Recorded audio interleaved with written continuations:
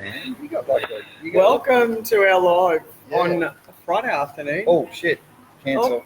Hey, are we live already? Did I push go live? Oh, yeah, look, we're live. Yes. Geez, I'm out of control today. How are we all, team? Hello, Ross. Hello. Hello, Chris.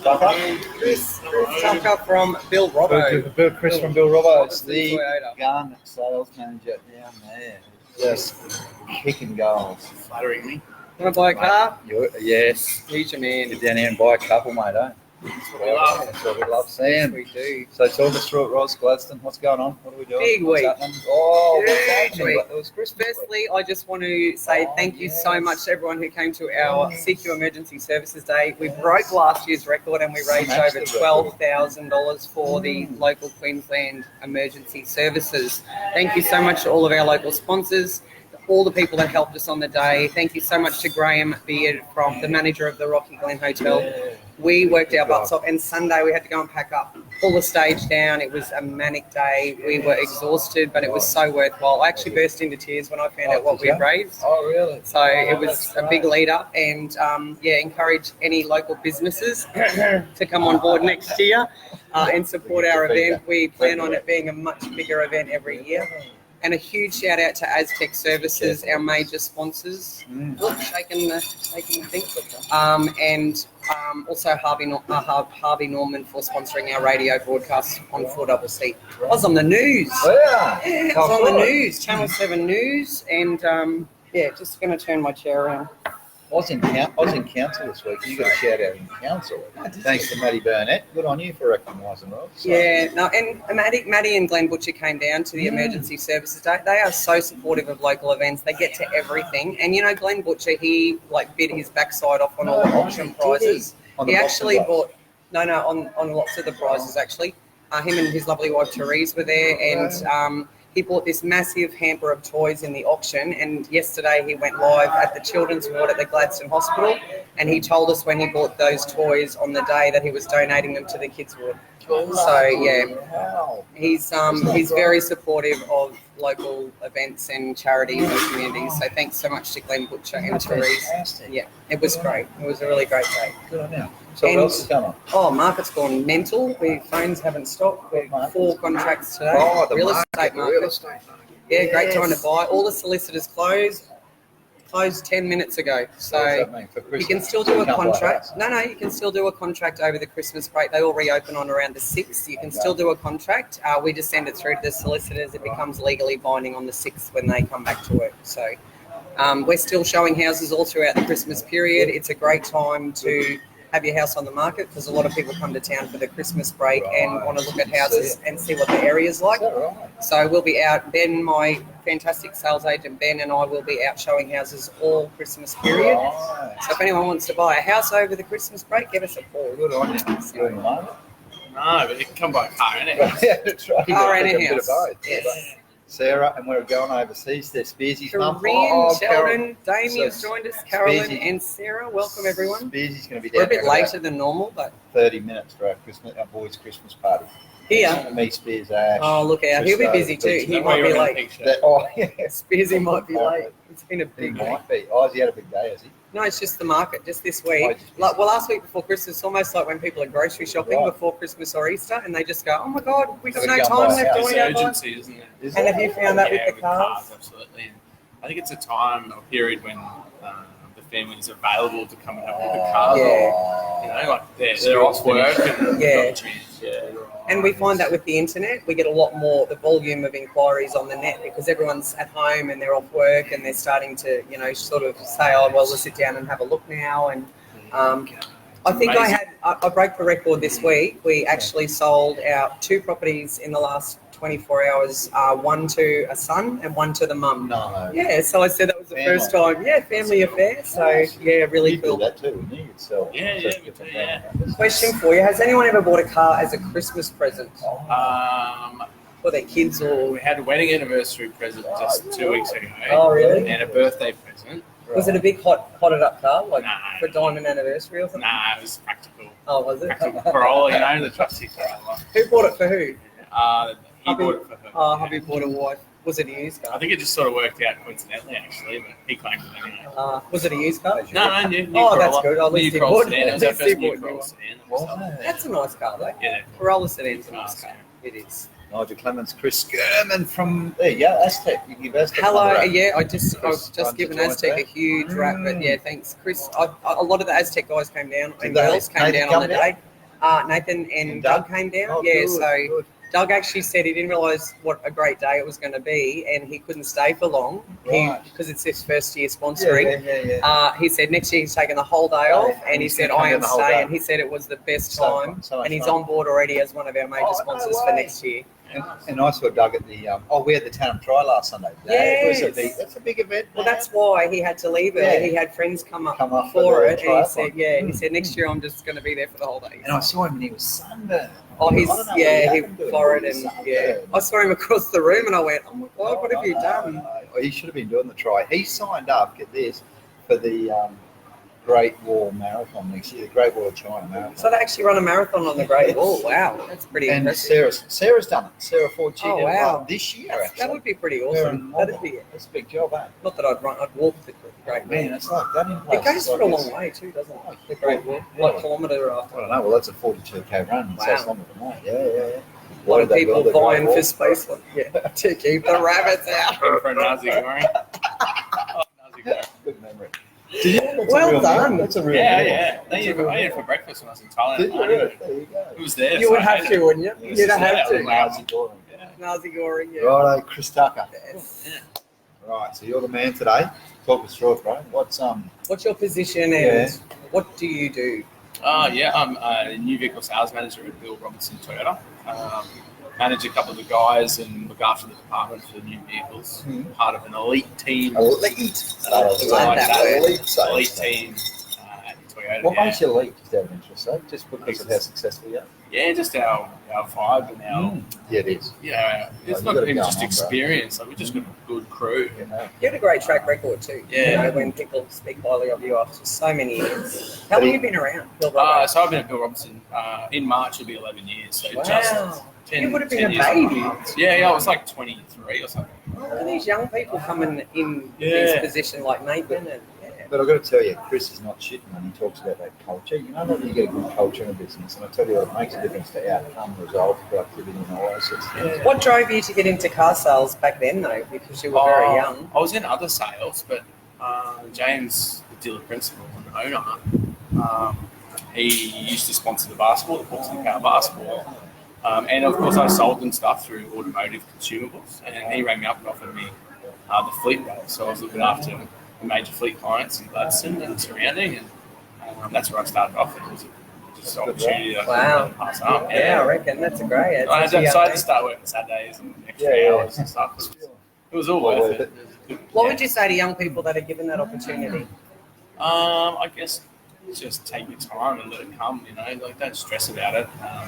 I probably did long hours and probably too long of hours. Probably, yeah, but it was all worth it. It's all paid off for Back in the me. early days. But it's hard to think back when I was so busy and stuff that I probably missed a bit of life. But just let it come and have confidence. What about the Yeah, What about as an employee being young? And we talk about this a lot, especially in our sales industry. What about your employee ethics? And I mean turning up for work not on time. You turn up early and working those extra hours. Like you chose to do that, obviously.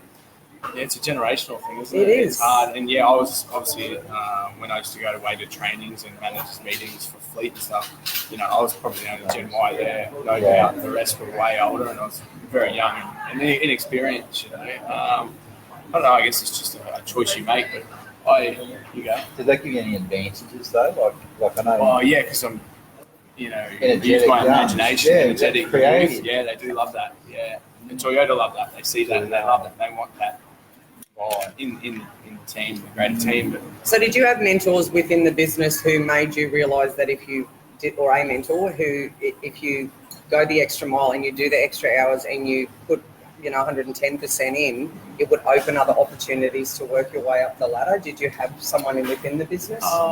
yeah, it is pretty restrictive, the automotive industry, but like in a way, the business that I work at Toyota with James, like it is just enjoyable to work hard. And you might not feel as though all the time that it's recognised and appreciated, but you just know it's felt. Like, that's a culture see thing, it, isn't it? but you feel it, and that's what drives you to do those hours and that hard work. Exactly, boy. For that results, Yeah. Well, speaking of awesome salesmen, Antoine Sons at Guinea joins us. He's showing Dolphin Terrace tomorrow, so go the boy. We've got a house up in Catalina. Go the boy, check that out. That's right, because we talked about that the other day, so that's good. So you've had a bit steep learning curve from 23 to 34 now. Yeah. What so it was fleet. Most people are starting at your age in this industry. Yeah. So did you go from fleet to management? Yeah. So I was fleet manager. So I didn't have any staff under me, but I was running the fleet department, so managing the management department. It wasn't until it was probably 3.5 years in that's when I stepped in. I asked to, I showed initiative to ask to change roles and step into the new vehicle sales manager's role and start managing some stuff. So did you identify, when you first started, did you identify that management would be a role that you would aspire to be in, or did that come later after you'd done it for a while? No, I've always been a goal setter, and my office was here, the new vehicle sales manager was directly across, and I would just, that was kind of like my vision, was to get to that office. Didn't need a vision board, you just stared at the manager? No, it was there, it was conveniently, every day. I looked at that's awesome. That's kind of where I want to be, Hey guys, hey Denise, Zachy, good looking. Hey Denise. Absolutely, mate. Denise is probably in the pool watching this. Chris is a bit of a rough head on him, look at that joke, and he's spunk out the show. Good on you, Zachy. So, and Chris, like, he just rolls these things up on the goal setter, but I see that every month when I'm working with his team. He's sort of the one guy that actually sets his goals every month, and then hits them.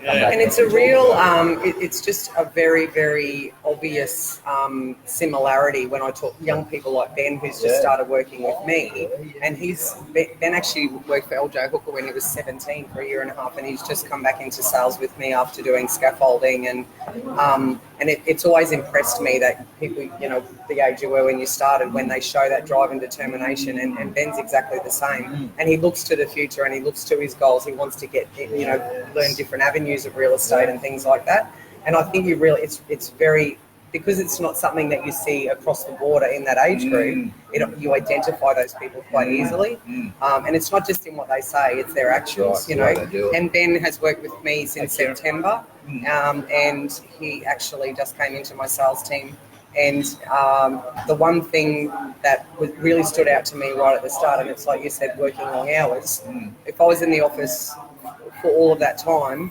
that he's worked for me, if it was 5 o'clock, he didn't just get in his car and go home. He would not leave that office until I left. Is there anything else I could do for you? What can I do so you can go home earlier? And I really identified that in him at a really early stage. He's got that real passion and drive. And you would have been the same, I gather, with wanting to. Tim's still there. But Tim and I always talk about not leaving tomorrow what you could do today. It's a common phrase, but we always talk about it. So making sure all that stuff is tied up. So staying back late and and it's not like it's not every day, but it's just if the work's there, you do it again. And it makes for a cleaner start the next day. 100%. So then you got a fresh start to do new things. And you're not stressed. So you identified early you want to be a leader, a manager, let's say. Hey, Sharon. How long did it take you to get there? A good manager, a good leader, no, or just be a leader? Formal first, into the role first. So we'll talk about the other would have been 4 years. 4 years. So you've been a manager since you were 27. Yes, quite young. Holy shit! Because Nathan was about that at Aztec. We talked to Nathan, and he was very young when he started there, and he was very driven to management in the same way. All right. So now you've got there at 27. Were you old enough? Do you think? I had ups and downs of confidence, of course, but then I always felt like, James wouldn't put me in that position if he didn't feel like I was, going to be able to do the job. So, and you're a confident young guy. You've got it. Yeah. There was many times I walked in his office when we had some tough times and said, I'm happy if you want to try and find somebody else. I'm happy. It's not fun to see the business struggle, and that was mainly when we had the downturn. But it was just tough, Yeah, but what'd you learn from that period? that everything's going to eventually be okay, I guess. So So did you have that faith though at the time? That it was going to turn around? That's a big question. I've always been a guy that sort of says, like, don't worry, you can't control Don't give up. But that's, the circle of influence, circle of concern stuff is always the tricky one, isn't it? You just can't help but try anyway. Yeah, you can keep pushing. Yeah. Good on you, mate. Good on you. Now, you're leading a team through all of that. It's one thing, like, having to deal with it yourself, right? Say, well, I'm comfortable enough, still can't play b-ball. Oh, that's a bit harsh. You're one of the best b-ballers in the Southern Hemisphere. You still got it. Yeah, 3 pointers all over the joint. So when you lead yourself, then you can't sort of show that, there's too much fear. How did you go leading other people through it sometime? Just through positivity, I guess. Positivity and energy, and just keep showing up, I guess. Leading by example is the best way as well. And I would assume in car sales you would work on targets and bonuses and commissions and thlike like that. So in our market that we've just come out of, how do you keep people motivated when they're not, on like a big salary every week, and they're like, I know myself with the amount of houses that we were selling has obviously dropped considerably over that period from what we were selling in the boom. But how do you keep people? How do you keep them having the faith that it's going to be okay, and you're still going to be able to feed your family next week, or on a commission sort of? Yeah, I know the guys are driven by that, but like we were talking about our culture is the team goals, the team targets. Everybody understands, like, they can hit their individual targets every month, but if the team's not hitting target, someone's dropping the ball. So fortunately we've got the right guys, and ladies as well. Where they like to help each other and just go for that. That's great. What a good culture to have. Yeah, it is. So let me ask you this: did you maintain the team through that tough time? Like, did you maintain the pretty high staff turnover? Was it high? Automotive industry is pretty high staff turnover. Any department in general, it's common. Is it? Yeah. It's probably like real estate, where people think it's easy and they come into it, and when they see what has to be done to build up to, it's a big. I think any sales-driven role, you struggle with staff turnover. Mate, it looks easy. I know. But we're customer service people, so we've always got to be smiling and happy and greet people and everything else. Sometimes you're out the back crying. You tell everyone it's busy. Always busy. It's always busy. And literally, sometimes you're just like, oh my God, how am I going to pay wages this week? And then it's like, oh my God, I sold the house, and it just kicks on from there. And it's lucky. So people just think it's easy because they see the happy, outside of us. And it's great because you get to pay everyone else first. Yeah. It's so cool. Yeah. Everyone else gets paid, and then the CEO, they get paid.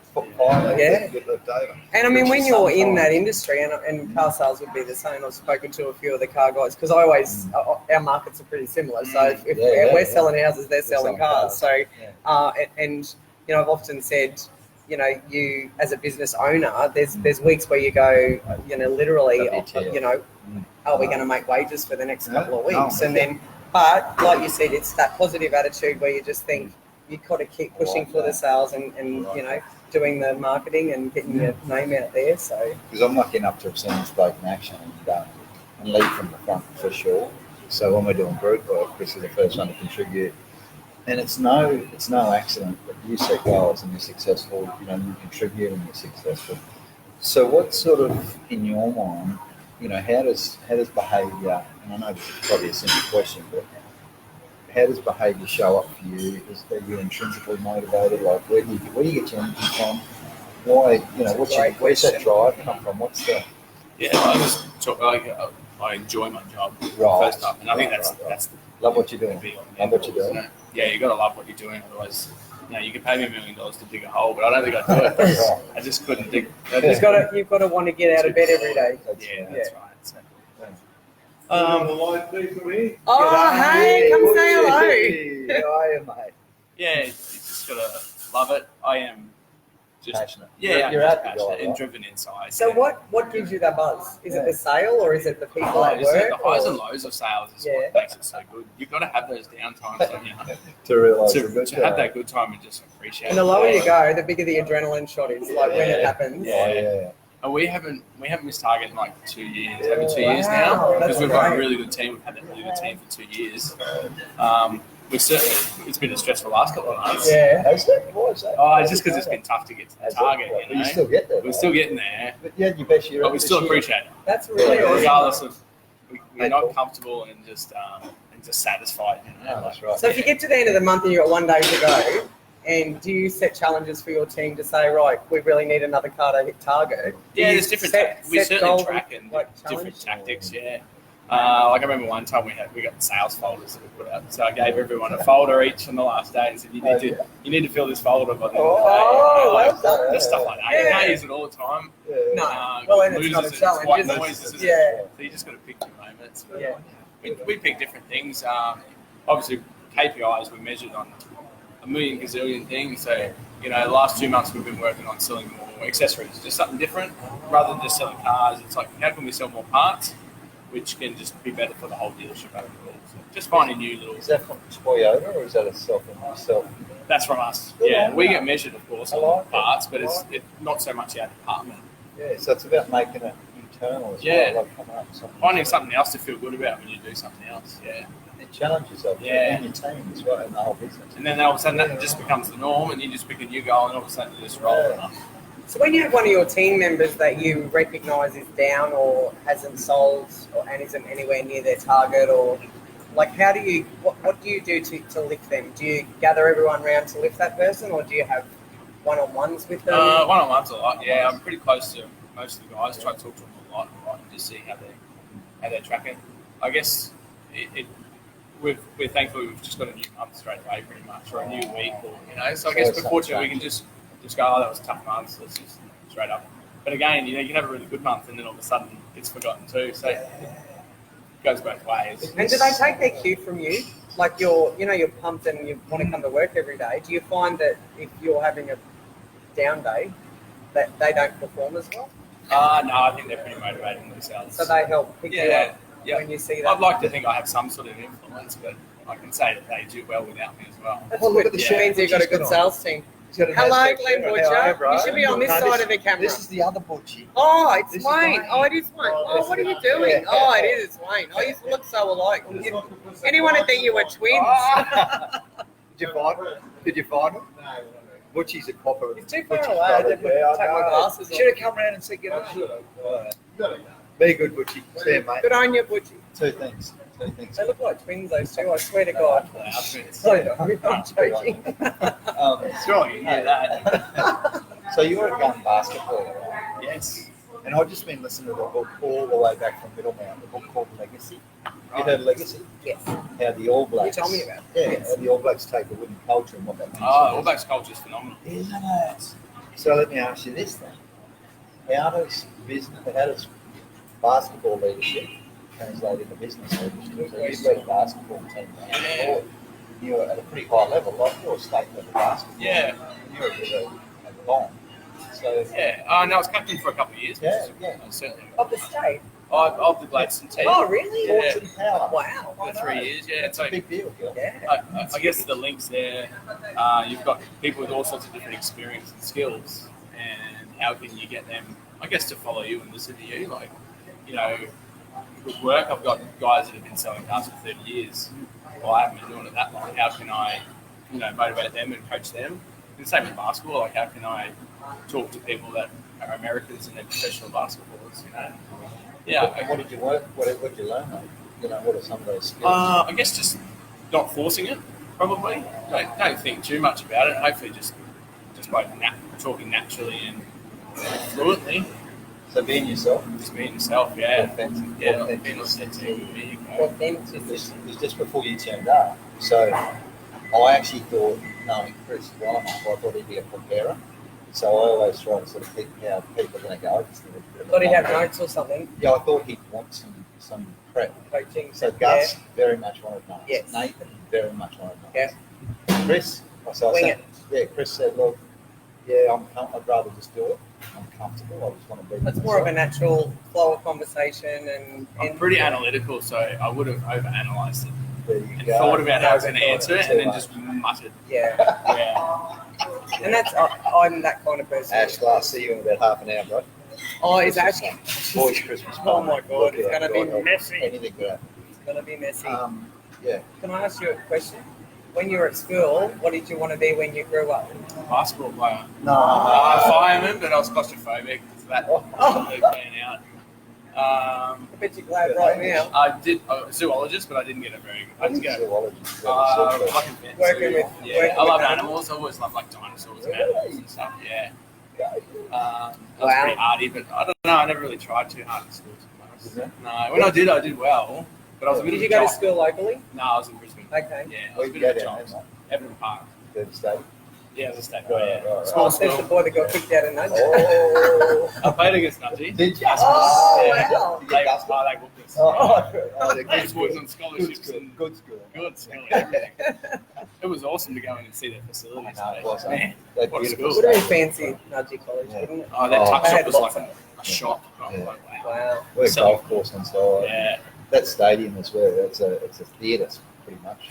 Yeah, the track and field was where the Olympians and stuff trained. And, So did you do so well? Did you have the opportunity to get a scholarship with basketball, or was there anything like that on offer, or you just said, I'm going to go out and be a famous basketballer? oh, no, I wasn't good enough. I thought I was, I thought I was going to be good enough, but I was never good enough. I started late, so that's why I was pretty passionate at that age. I started playing at like 16, so picked it up late and had the ability to put in the time and the effort. Never quite got the coaching, I guess, to really. So who's your NBL team then? Who's your Well, favourite? I was born in Adelaide, but probably Brisbane. For Okay. sure. Yeah. Okay. Cool. Yeah. Are they the ones they're not doing well this year, or they are doing well? All the NBL teams really have up and down. So. Yeah. So when you left school then, what did you do for your first job? I was a trolley boy Really? while I was in high school. And again, we just had such a fun team that I just loved the job. Right. Trolley pusher. So you built that team culture Yeah, early we by loved the it. sounds It was such a good job, and I know, like, it's probably not respected, but man, our trolley boys were just really fun. It's obviously taught you really good work ethic, Yeah. for later on. I mean, it's a job, and that's the main thing. So when did you get into sales after that? Well, a family friend got me into it. It's a company called Worth. It's a German brand, and I sold to automotive. And I got in there as a traineeship in Brisbane, and then I was doing that for 2 years, and then the position in Gladstone come available. So during that traineeship, we used to travel around all of Queensland and fill in when people were on leave and Oh, stuff. okay. Yeah. So I was still pretty young into that. I was pretty young to be doing that, but that was the whole traineeship. I think. So did you know you were good at sales straight away? Because I think you know straight away if you've got the gift of the gab and the personality. Yeah, I think so. Tactically, sales probably not great, but just being honest and A people person. people's person, and liking people. That was probably my. I love that you fell in love with that, working with people and that side of it, because it's not just about the selling. Because people always say, to me, I want to get into real estate. And if you say why, because I love houses and I love real estate. And it's like, well, it's not even about that. The house is just like there. People are going to buy a house regardless. It's about building relationships and the communication you have with people. And if people like you, they'll buy off you or they'll list with you or whatever. So, and you've got competition. Yeah. Like how many car places are in town? Yeah, unfortunately, both the Worth was a premium product, and Toyota's a premium product as well. So So you've had good I've things had to good sell. products to sell, products but to I haven't sell. challenged in that way as Yeah. much. But I'm guessing you believe Competition in it. is So one of the guys that was on before, Tim Murray, Tim's like Mr. Toyota, right? He had the Toyota up in his garage, and I love that in my first day. No, seriously. And, when you've got that passion for your product, that really helps, right? But at the end of the day, we're all just in the people business. That's right. You're just in the people business. Exactly. And I can't wait to chop this video up into bits, because a lot of the stuff you're talking about is just culture, being around people, Communication, talking, relationships. Yeah, that's really what it seems to We've had Anton training us, and it was good to have training, just not on how to sell a car. It was, the other aspects of it, which really suits our business model. be. Yeah. And you guys are willing to invest, which is really nice, and it shows. And a local trainer, which is even better. Absolutely. And he's good at that. And I find it's all the people I've met that you have done training for, and I mean all the different types of industries. It's not about the product or what you're making or what you're producing or whatever. And that's where I totally agree. Having someone come into your business who can actually I suppose, dissect the culture and from the top down, and that's something that is a really big benefit. So plug for the guinea group. That's it. Get Anton in, and he can really help you with that. Chris has done a testimonial video for us. Thank you. Yeah. So now life and times. So you're happily married with a couple of girls. Yeah. So I'm with my wife for 16 years. 16 Yeah. years, man. So she was awesome. 18. We were both in year 12. Right. Different schools. No, It's like my daughter. Yeah. My daughter's getting married to her high school sweetheart. There you go. They've been dating since grade 9, and they're getting married next year. Sorry. It's just a big Kicked a sore circle. leg. One of my basketball mates introduced us. Yeah. She was at checkout at Woolworths where I pushed the trolleys. Oh, I never had that's the sweetest I never story. had the courage to talk to her. Oh, really? Yeah. Wow. But my mate, who I played basketball at school, that introduced us. That's So good. it's funny how basketball Yeah. and everything. Oh, So you were like really keen to get the trolleys inside because you could go past her and smile. So where did she go to school? She was a Wavell. Wavell. Yeah, big Wavell school. Good Yeah, on you. yeah, successful school. Well done. Yeah, and then 16 years so she later. moved up obviously with me here, but Yeah. we moved up in 2006. So what's the secret, mate? 16 years. Yeah, again, just not force it. Just Right. let it happen, I guess. Yeah, we're both pretty positive. And Yeah, happy I was people. going to say, she like you or is she? Yeah, we're both Yeah, laid go back. on. So Yeah. But still, like extroverted. yeah. It's funny, like we don't, people say opposites Opposite attract, attract. but nah, they're pretty similar. Yeah. And do you find that with your parenting styles, you're both similar like that? You're instilling that same sort of thing into your Both girls? our daughters are pretty caring and Are they? lovable Nice. people. Yeah. Isn't that beautiful? Yeah. What a What a guy. great story. I know. They're just a pin-up couple when you see photos of them. Beautiful. They're just beautiful. So how do you, I mean, obviously it's not always perfect. So, and you have stresses within life and finances and relationships and all of that, and parenting, and you're up all night and there's a screaming baby and all the rest of it. So how do you not take your stresses from life into your workplace? And how do you handle that? And vice versa. It's pretty And tricky. how do you I read take a really good book. a bad day home? I read a really good book called The Third Space. It was about having that Love that. that time period like with Adam Fraser of separating things, and it's taught me a lot. It's helped me a lot about parenting as well. So giving my kids a heads up when we're about to do something, which has also made them very analytical and wanting to plan things. Yeah. But it helps just saying, oh, you're gonna have a bath in a minute, so just pre-prepping them, so they know, not just saying come hop in the bath. Sort of Mentally preparing them planting for that what's to seed. come. Yeah. And I learned that through that third space. But that third space is just that gap and having that way of resetting and letting things. Not that really happens all the time. I still check emails at night. You're addicted. Yeah, that's right. Yeah. But I think, was he the guy, did he had a lot of stressful jobs, so he had to pull up in his driveway when he got home? That was one of his things. Yeah, Yeah. so before he went inside, Wasn't- cleared his mind before he went I'm inside. I'm wondering if he was the trouble tree guy. He's the guy that talked about when he got out of the car and he'd touch the tree and he'd leave all his stress from work. We've talked about that before. Yeah. And he called it the trouble tree. Right. So he'd leave everything, he'd touch the That's tree right. and he'd leave all his, I think that might have been it.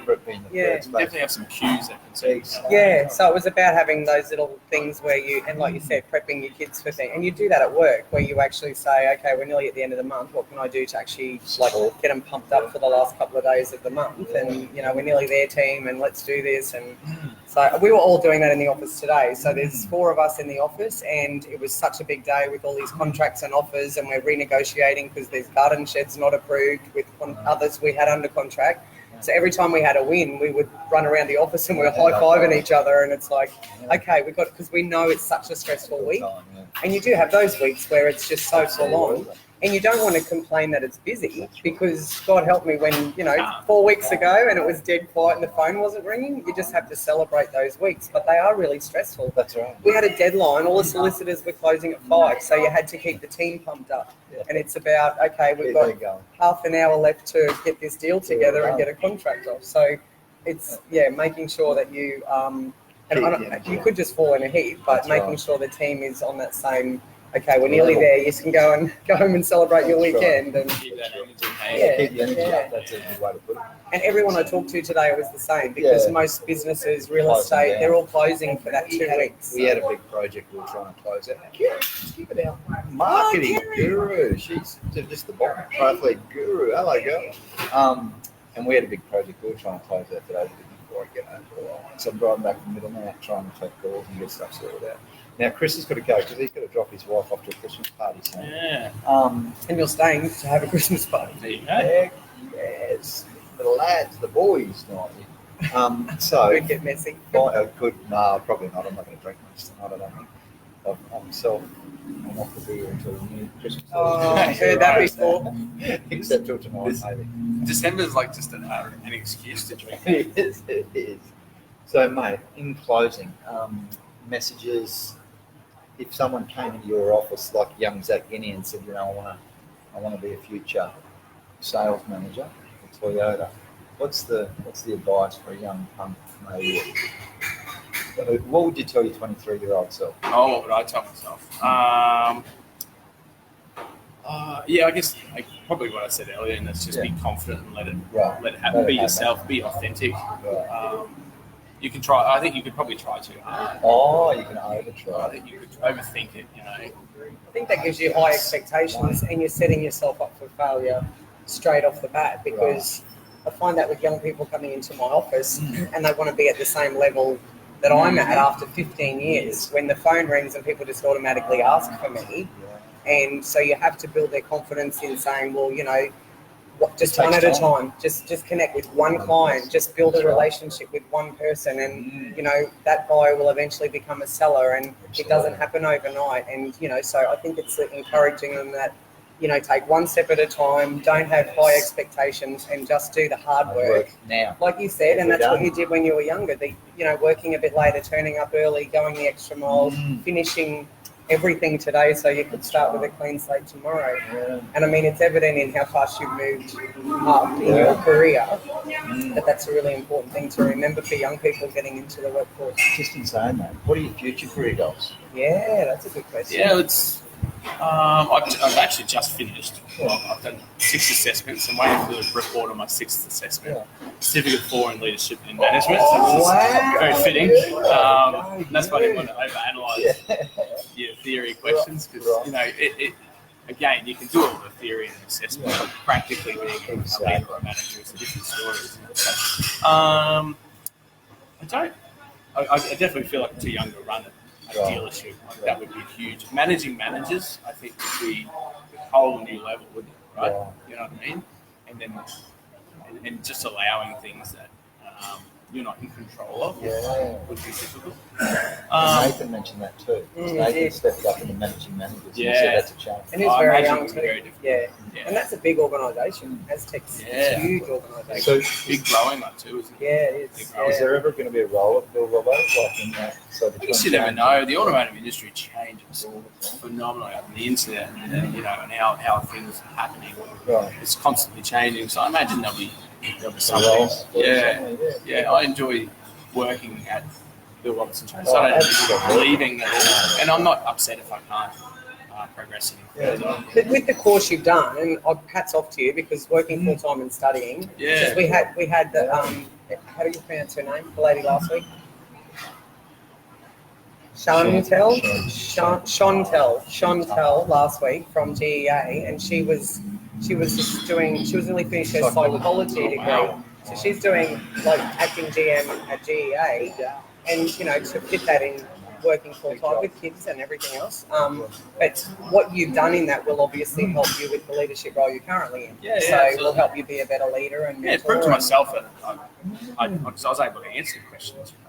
It gives you your own confidence that you are better than you think you are, and not as good as you want to be, as I always say. One of my basketball coaches told me that once. Better than you think you are, but not as good as you want to be, and that's a way of being confident but being motivated to continue. There's a good one. I always go with it. Say that again. You're better than you think you are, but not as good as you want to be. Like that. Wow, we've got to start taking notes because last week when Chantel was talking about Plan B, when plan for Plan A, but you to get Plan B. She was actually saying, we need like a key learning from each of these people that come on each of us. We'll have to watch them back and take notes. They're recorded, so we can do that. So I'm going to get them chopped up into. Big Dal's on again. Big Dal and Kevin Justice. Hello, Kevin. How are you, bro? Wayne has joined us. Mate, you got to go because your wife's going to be very upset with you if you don't get home and take her to a Christmas party. Bro. Hey, thanks, champion. No worries. Mate, Thanks Well for done. having me. Congratulations on everything you've Thanks, girl. achieved. Been a pleasure. Um, It's been a great next week is next week Christmas. I think it is. Mm. Yeah, well, we can always still. We can do Friday. Oh, no, I know we can't. You're away. I'll be in Cambodia. That's right. So You are might be going. tough Please for don't eat me. any donuts. Oh, I know. No sickness this time. Oh, shit, that reminds me of a few more, like, Yeah, No, need some stuff. shots. Yes. Hey everyone, have a fantastic, very, very Merry Christmas. Thanks for sticking Thanks with for the Guins sticking with Ros us show. this year. This year we've had a And fantastic yeah, time. thanks for Another everyone who year, joined us. I know. how quick's this year I gone? know. It's nearly 2 years now. Yeah. But thanks for all for joining us. We're going to keep having some guest speakers. Oh, absolutely. Next I think year. it's worked well. Yeah. Did you have fun? Yeah, it's good fun. Thanks. Yeah. It's been great. Well, thank you having for coming and giving us your time. Quite an It's very much inspiration. appreciated. It's all right. Thank you. Done a good job. We'll interview you again in 5 years and see where you're at. Yeah, that'd be nice. Wouldn't Have a great weekend, everyone, and Merry Christmas. And we will catch up with you probably the week maybe between New Year and sometime in there. So Absolutely. take